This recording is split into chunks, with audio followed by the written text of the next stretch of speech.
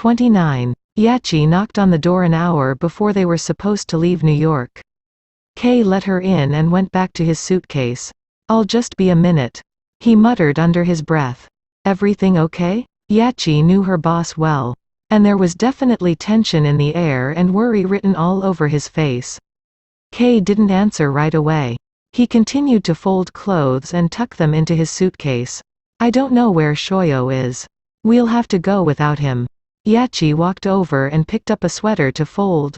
"We can hold the plane," she said, hoping Kei would tell her what the hell was going on. "No, he knows we're leaving, and if he wants to stay, I have to let him." Yachi put the sweater in the suitcase and rested her hand on Kei's arm. "Why don't you tell me what's going on so I can help?" Kei pulled his arm away and went over to the window. His arms firmly wrapped around his body. "He's with Tobio. He went for coffee with him last night and didn't come. He didn't come back home." Yachi shook her head in confusion. "Why are you so calm? And why the hell are you going to leave without him? You don't understand." "You're right. I don't." Seeming a little surprised by Yachi's anger, Kei turned around and shot her a glare. "Are you yelling at me? Someone needs to. You don't even know where your boyfriend is? I'd be freaking out right about now. We should call the police. We should put out an APB. It's your boyfriend Kei. And this is New York. I'm home." Yachi spun around and found Shoyo standing at the door. She barely stopped herself from shouting, "Where the hell have you been?" She turned to Kei, hoping he would yell the words. But he just stood there, staring at Shoyo. The tension in the room was so thick. She decided she'd better leave. "Let me know what you want to do." Yachi tried not to make eye contact with Shoyo as she brushed past him. But Shoyo grabbed her arm. "Just give me a few minutes to shower and we'll go." Yachi gave him a terse nod and walked out. Shoyo turned his attention back to Kei. "I won't be long." Kei ignored him, zipping up his bag and setting it on the floor. Shoyo went into the bathroom. And when he came back out 10 minutes later, Kei was gone. "I'm sorry I yelled at you," Yachi said, breaking the silence in the limo. Kei stared blankly out the window. "It's okay. I think the person you really want to yell at is Shoyo." "You're right. I'm pissed at him. What the hell was he thinking going off like that? For all we knew, he could have been lying dead in the subway. Or bleeding out in Central Park. Or, his dad just died." That was what Kei had been telling himself. "He's fragile. His dad just died. Don't make it worse for him." I don't know how that relates to him staying out all night with his hot ex-boyfriend. But okay, I guess if you can forgive him, so can I. That made Kei crack a smile. He was lucky to have such a loyal assistant. "You've been incredible, Yachi. The funeral was perfect. The flowers were gorgeous. None of that would have happened without you." Yachi swooned a little bit, tucking her blonde curls behind her ears. "Thank you. I did my best. He seemed like a good man, didn't he? I wish." Kei took a breath. "I wish I could have spent more time with him before he died." Yachi's eyes misted over. "I should give him a hug when he gets here. I was rude earlier." The door opened and Shoyo slid in, moving Kei's bag onto the floor so he could sit as close to him as possible. He kept his big sunglasses on and rested his hand on Kei's thigh. "You're both amazing people." His voice was still shaky. "I'll never be able to thank you enough for honoring my father the way you have. And you should both know that I love you." Yachi's face contorted as she started to cry. She grabbed a tissue and nodded. "We love you too." That was all Kei needed. Those words and the hand squeezing his leg told him everything he needed to know. He wrapped his arms around Shoyo, pulling him closer and kissing his temple. He breathed in the scent of his shampoo, a scent he'd grown to love. "Are you ready to go home?" he gently asked. Shoyo leaned his head against Kei's. "Let's go." Kei set a hot cup of tea in front of Shoyo and gave Tadashi a bottle of water. He sat in between them at the kitchen table. "I'm sorry we have to do this so soon." He eyed both of them with concern. Shoyo wrapped his hands around the cup of tea. "It's okay. Thank you for being at my dad's funeral, Tadashi. It meant a lot to me that you were there, helping with everything." New York was kind of a blur for Shoyo. He'd felt like a zombie. Just going through the motions of living while trying to do right by the dead. But through it all, he knew who had been there for him. And Tadashi was on that list. Your father would be, is, very proud of you, I'm sure. You're a strong man, Shoyo. Every father should be so lucky to have a child show such strength, love and respect at their funeral. I had no one when my mother died. Shoyo's eyes flicked between the two of them. They seemed surprised by his declaration. He took a sip of tea to soothe his dry throat. My dad was too broken to be there for me. It took about a year before he could look at me and not see my mother. We looked a lot alike. He took another sip of tea, determined to say this. So, I know what it feels like to grieve alone. And now, I know what it feels like to be surrounded by people who could take my burden and let me break down and cry for days on end. That's the only reason I was able to stand up and speak about my dad. He took Kei's hand. Because I knew once it was done, I could break down again and be weak and grieve. It means everything when you have that. Kei wrapped both of his hands around Shoyo's. You grieve for as long as you need to. Tadashi and I will handle things. Shoyo wiped his tears away. No, I'm a part of this. Please don't shut me out. Kei turned to Tadashi and nodded. Go ahead. Right now, everything is just rumors and a few paparazzi photos. We need to legitimize your relationship. And the faster we do that, the faster we can move on to the breakup and Kei, you can start dating for real. Which has always been the goal. Correct? Kei glanced at Shoyo. He didn't say it out loud. But he gave Tadashi an almost imperceptible nod. Tadashi eyed them both over his reading glasses. Is there something you're not telling me? No, Shoyo said quickly. He took another sip of his tea. How do we legitimize our relationship? There's always Twitter and Instagram. But nothing says you're a couple like walking a red carpet together. Kei and Shoyo both nodded. There are several charity events coming up in the next few weeks that would be good options. Of course, you'll get questions from reporters. So we'll have to work on your talking points. Beyond that, it's just a question of how far you want to take it. You could go on the late-night shows. Do one-on-one interviews. That kind of thing. But honestly, if you're going to break up within a few months, I wouldn't take it too far. You might come off as shallow or experimental. Kei. At the same time, getting on the late-night shows would be great for Shoyo's career. Tadashi nodded. They're all begging for both or either of you. Kei turned to Shoyo. We could keep it low-key. Keep our answers vague. Not say out loud that we're in love. I mean, you know, we wouldn't have to gush about each other. As fellow actors, of course. Just not. You know, I could tell them how scared you were to shoot the love scenes, Shoyo said, his voice small and sincere. They'd laugh. Tadashi chuckled. See? Shoyo motioned with his head at Tadashi. Kei bit his lip, trying not to smile. I wasn't scared. Shoyo huffed. Right. And I didn't lick your nipple. Realizing what he'd just said and who he just said it in front of. Shoyo's mouth fell open. Oh God. Sorry, Tadashi. Tadashi put up his hand. Don't worry about it. It's actually good to hear that sarcasm again. We missed it. Kei couldn't help but smile. It was the first time in over a week that Shoyo had sounded like himself. I guess we need to get our story straight. How we met. How you got cast on the show. How it happened. Shoyo tilted his head. How what happened? You know, how we fell in. Fake love? Shoyo finished it for him. Yeah. We need to make up a moment. The moment we fell in fake love. They all eyed one another and then Tadashi stood up. Let me know what event you'd like to attend first. He pulled a piece of paper out of his briefcase.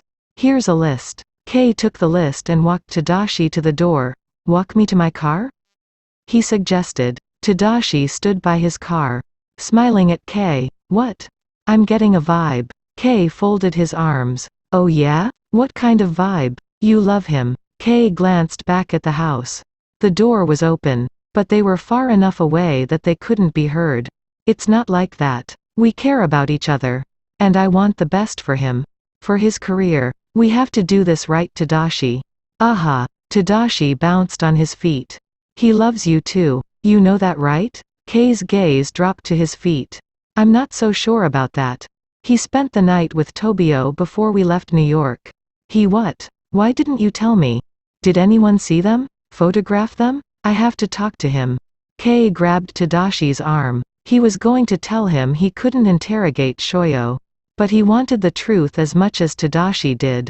And maybe Shoyo would be more forthright with him. He let go and followed him back into the house. Shoyo put the tea kettle on the stove and turned the burner on.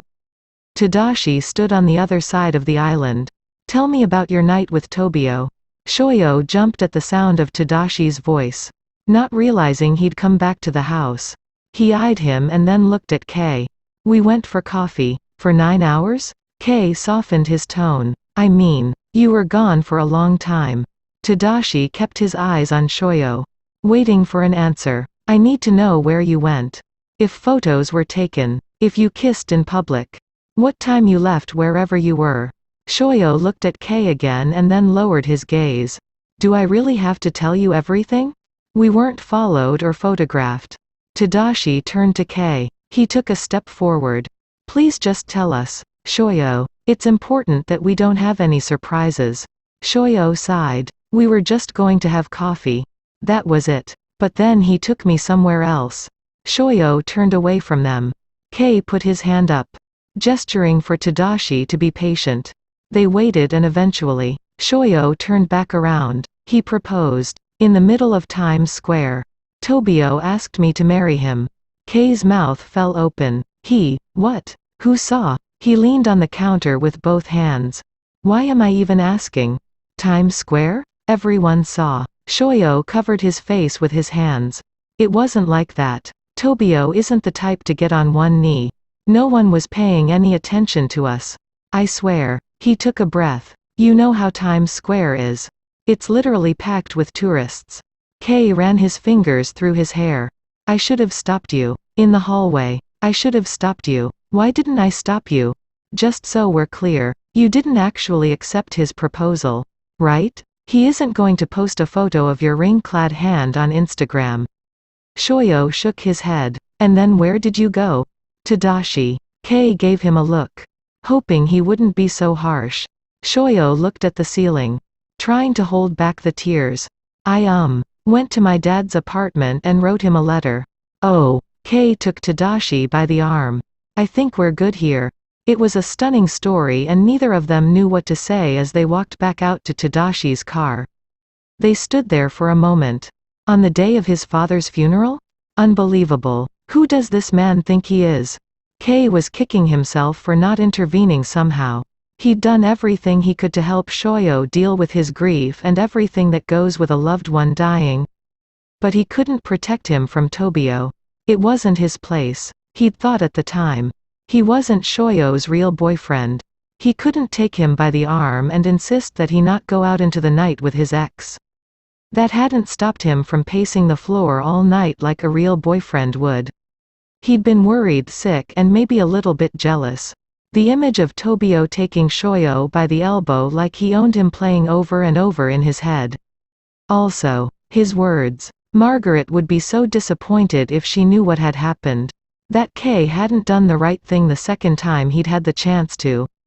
Tadashi didn't want to push. But he had to know one thing. Have you watched the new episodes?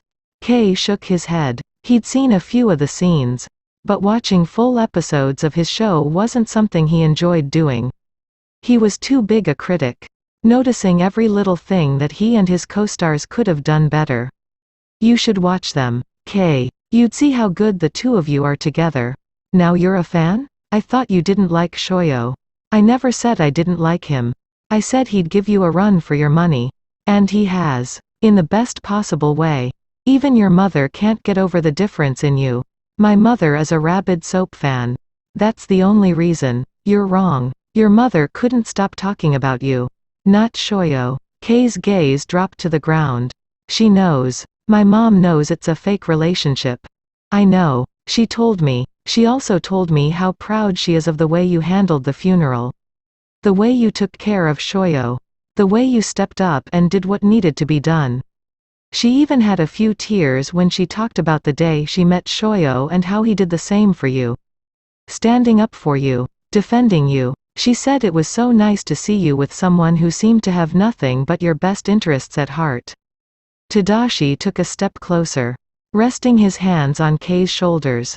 Don't write him off just because keeping him in your life wasn't part of the original plan. I know you, Kei. You make a plan and then you stick to it. No matter what. But don't forget you trusted Shoyo with your life when you broke your arm. And he didn't let you down. And if you'd just watch the episodes, you'd see that he's single-handedly breathed new life into your show. Tadashi smiled. Do you have any idea how many new Twitter followers you have? I haven't looked lately. Well, it wouldn't hurt to tweet a photo of the two of you sometime in the near future. Kei nodded. I'll keep that in mind. Thanks for everything, Tadashi. So far, so good. Even with the setbacks, you're almost where you want to be. We'll talk soon. Kei went back inside, but Shoyo was gone. He found him out back, sitting in a sunny spot, sipping on another cup of tea. Kei pulled up a chair and sat down. Facing him, Shoyo kept his eyes on his cup. I'm sorry I didn't tell you. I just didn't see the point. I hope you know you can trust me, Sho. With anything. Shoyo gave him a nod. I know. I was just so embarrassed he'd pull a stunt like that. I mean, Times Square? It's like he doesn't know me at all. I'm so sorry. My father just died, and he took me to the most public place in the city, packed with tourists. Shoyo shook his head in disgust. And what's the goddamned rush anyway? He certainly let me know where I stand. In no uncertain terms. What did he say to you? Well, he intimated that you'd both had your little flings. But that he owned you. It sounds like he plans to take back that ownership. Kei paused as Shoyo's expression evolved into a look of disgust. Sho, he called you his fiancé. Shoyo wanted to scream. He wanted to scream at Tobio.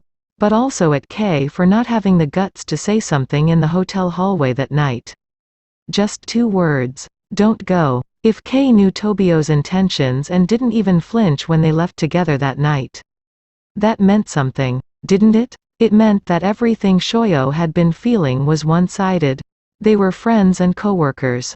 Nothing more. Kei reached out and put his hand on Shoyo's knee. I got them to postpone production until Monday. That gives us 2 more days. What would you like to do? Do you need space? Or a long drive in the Maserati? We could drive up the coast. Whatever you need right now. We'll make it happen. What do you need? Shoyo knew the answer. Kei needed them to break up so he could get on with his life. I need to know you're going to be okay. And anything I can do to help. Shoyo stood up. Pick a charity event for next weekend. I'll be fine to go. Kei also stood up. We don't have to do it so soon. Don't we? Shoyo looked him in the eye.